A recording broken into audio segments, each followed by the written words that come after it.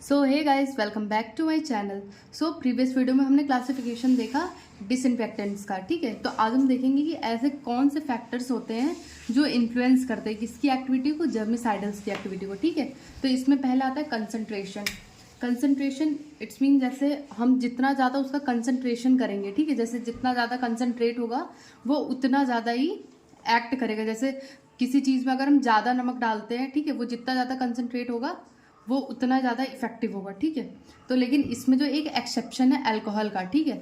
Alcohol जो कि अगर हम 70% भी यूज़ करते हैं, ठीक है, अल्कोहल अगर 70% भी यूज़ करते हैं तो भी वो इफेक्टिव होता है, ठीक है। अब ड्यूरेशन ऑफ कॉन्टैक्ट, मतलब जितनी देर तक हम उसके कांटेक्ट में हैं, मतलब कोई डिसइंफेक्टेंट है, जितना देर हम उसको कांटेक्ट में लिए हैं तो उतना ज़्यादा उसका जर्मिसाइडल एक्टिविटी जो है कि या फिर जर्मिसाइडल इफेक्ट जो है इफेक्टिव होगा, ठीक है। अब टेम्परेचर, ठीक है, टेम्परेचर कई सारे जर्मिसाइडल्स होते हैं या फिर वो टेम्परेचर एक उनका फिक्स होता है, ठीक है। जैसे एक माइक्रोब्स होता है, माइक्रो ऑर्गेनिज्म होता है, ठीक है, बैक्टीरिया होता है जो कि थर्मोफिलिक होता है, ठीक है, वो हाई टेम्परेचर पे भी वो इंक्रीज होता है, ठीक है। लेकिन बस वो एक एक्सेप्शन है, ठीक है, नहीं तो ऐसे टेम्परेचर भी बहुत ज़्यादा इफेक्टिव होता है, ठीक है, जर्मिसाइडल एक्टिविटी के लिए, ठीक है। अब सब्सिटिबिलिटी, ठीक है, सब्सिबिलिटी मीन्स बहुत सारे माइक्रो ऑर्गेनिजम्स होते हैं या फिर बैक्टीरियाज होती हैं, वो हो जाते हैं सब्सिटिबल हो जाते हैं, ठीक है, क्योंकि वो क्या होते हैं उसके कांटेक्ट में आते रहते हैं ना, तो फिर वो उसके लिए न्यूट्रल हो जाते हैं, ठीक है, उन पे कोई इफेक्ट नहीं पड़ता है, ठीक है। अगर माइक्रो ऑर्गेनिज्म सब्सिटिबल है तो वो उनके अगर जितना भी उनको जर्मिसाइडल एजेंट यूज़ कर लो लेकिन वो जो है कि वैसे ही रहेंगे, ठीक है, क्योंकि उन पे कोई इफेक्ट नहीं पड़ेगा, ठीक है।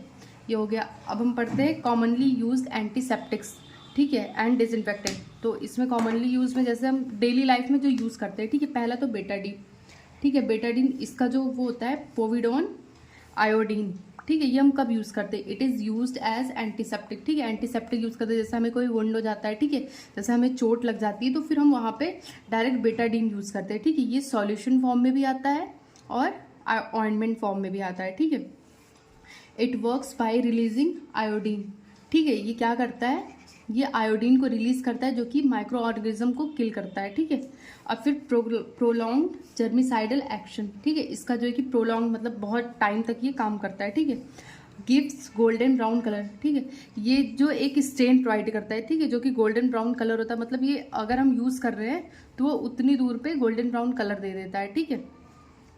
तो अब आता है हमारा आइसोप्रोपिल अल्कोहल, ठीक है, इसमें 68 से 72% कंसनट्रेशन होती है, ठीक है। ये क्या होता है, स्किन एंटीसेप्टिक, ठीक है। इसमें जो है कि एक आता है स्प्रिट, स्प्रिट जो हम यूज़ करते हैं जैसे इंजेक्शन साइट जहाँ पे भी हम इंजेक्शन लगाने जा रहे हैं, ठीक है, या फिर उनको क्लीन करने के लिए हम स्प्रिट का यूज़ करते हैं, ठीक है, ठीक है।